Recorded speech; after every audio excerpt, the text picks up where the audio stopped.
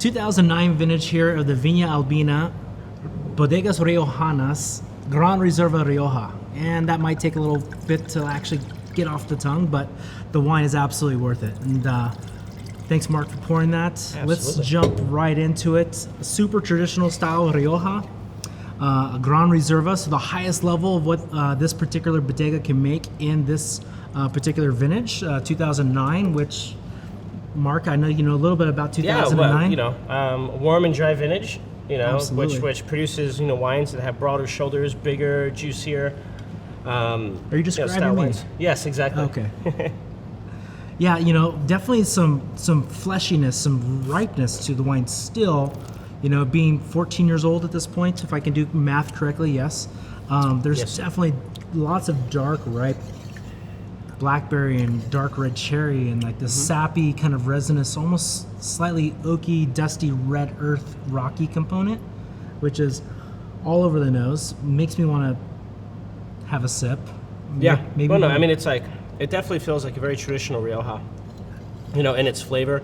And also at the time, the 2009 vintage being a bigger, riper vintage, and that extra time in the bottle definitely helped this one. I can only imagine on its first release how tannic and structured it was. Yeah, this wine would have needed some time. This would have been released about 6 years ago, give or take. It's got this really kind of nice, sweet kind of coconut, kind of like dusty, kind of like coconut almond, kind of just rocky earth, almost like that kiss of iodine kind of comes out. It's not quite as sour as some of the Tempranillos and the Riojas that I find on the back palate, that kind of sour-edged kind of tinge, which I like.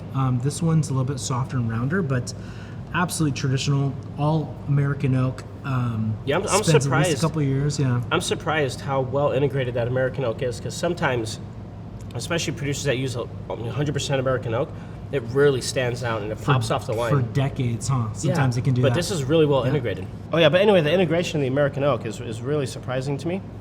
It doesn't stand out. It's not like a sore thumb that sometimes 100% new American oak can be. It's a well integrated wine. I think that has to do possibly with that concentration of fruit, that warm dry vintage, that kind of that fleshiness and that opulence.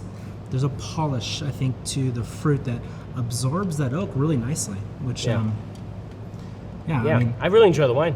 It's fantastic. Yeah, and it's drinking really well. We've pulled the cork on it maybe like 20 minutes ago, and it's ready to go. I mean, I would probably decant it for another hour and a half, see if we can get more subtle background kind of aromatics as the fruit kind of begins to kind of dissipate, if you will, or even integrate. And but maybe even like 3 or 4 degrees cooler than where we're at right now. Yeah. I mean, the wine clearly has plenty of life left in the bottle. I would say at least another like 8 to 15 years if it wants to go. But I do like the fact that it has a concentration of fruit now. I think, it's delicious now, maybe 7, maybe 10 years, maybe not quite 15. But no, it has ageability, but it's actually in a great place right now. Yeah. I would definitely enjoy it. Yeah. It'd be the first bottle out of the box I open. Yeah. After the Chablis. Yeah. Well, the Chablis, you're just like, that's just gonna happen. It's Monday morning. I need some Chablis. So understood. Yeah. This would. So this would be the bottle that I would drink with dinner, and the Chablis would be the bottle that I drink while cooking dinner. Ah. Perfect. And then make sure you have a little bit of raw seafood to enjoy in between. Yeah. Yeah. Perfect. Mark, thanks so much for coming in here, doing this. Oh, yeah. Allowing me to come here and do this with you and showcase all the wonderful wines and the wines that you're making. Like, your talent for making wine does not surprise me at all, considering the background that you share. This. I mean, honestly, like all the winemaking that goes into the Saison wines, it's not me. It's a culmination of all the people in my life that have shared with me and taught me, and I've learned from. It's a group effort that communicates down into the bottle.